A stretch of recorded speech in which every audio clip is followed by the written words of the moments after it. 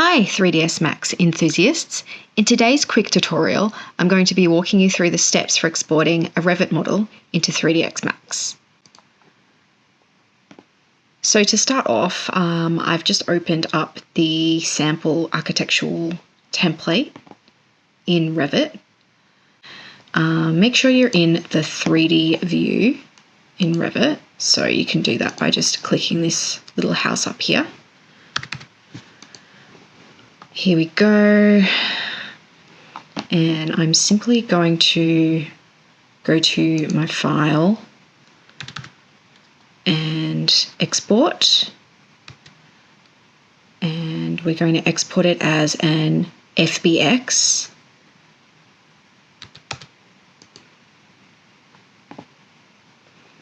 Just save it somewhere where you can easily find it again. Just chuck it in my documents.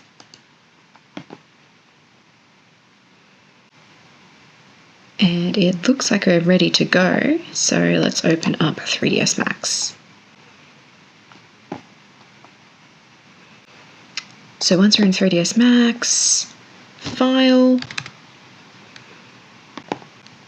Import,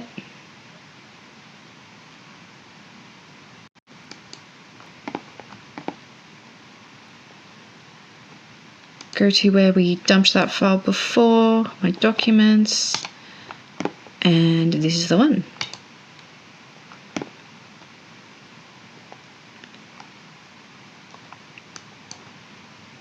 This all looks good to me. Okay.